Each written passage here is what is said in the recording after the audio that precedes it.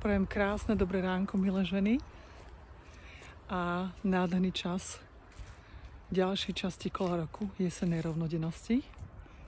Veľmi rada chodím takto do prírody, k tomuto jazierku s mojou labradorkou. Som na ranej prechádzke. A vstúpili sme do nádhernej časti kola roku. To znova už to začneme cítiť vlastne aj na farbách, ale aj na tom počasí, že už ideme do tej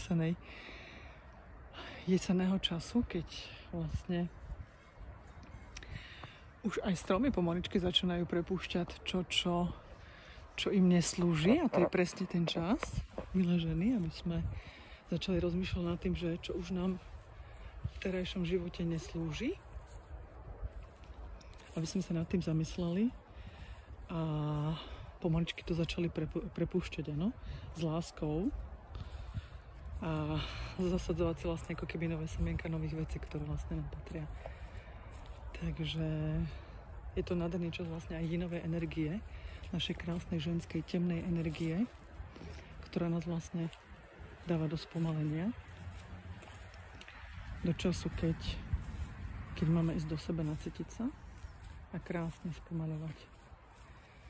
Čiže je to naozaj ten čas, milé ženy, aby sme sa teraz viackrát cez deň alebo v tomto čase zastavovali, dávali si ten čas, naciťovali sa na seba,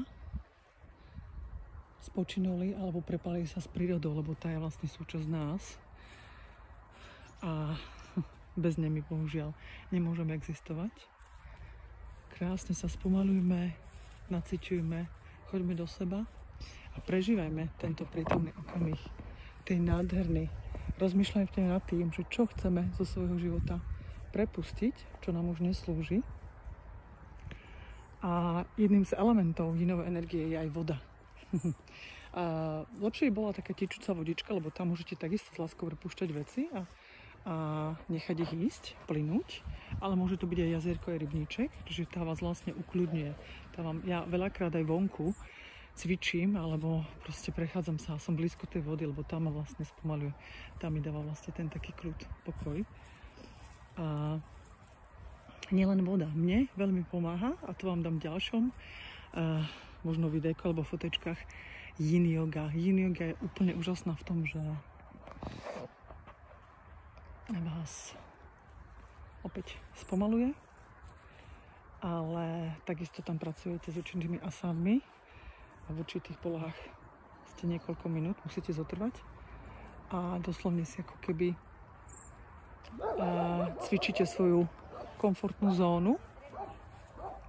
Komfortnú zónu v tom, že my sme zvyknutí ľudia žiť nie že v komforte, ale ako náhle pocítime nejaký diskomfort, tak už nás to ťaha do toho, že nechceme v tom byť, je nám nepríjemne, čiže utekáme. A yin yoga je v tom super, že vlastne tam cez určité polohy, ktoré musím zotrvať, ja precvičujem tú svoju komfortnú zónu a snažím sa viacej vytrvať v tom diskomforte, ktorý ma učí a pripravuje na nové veci v živote. Keď príde nejaká ťažšia situácia, aby som ju zvládla, alebo si vlastne mne povedala, je to OK, je to v poriadku, ja to zvládnem. Takže mne pomáha vlastne aj v tomto období veľmi yin yoga.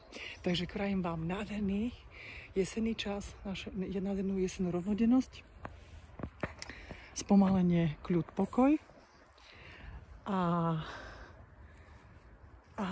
pomaličky premýšľate nad tým, že čo chcete naozaj zo svojho života prepustiť.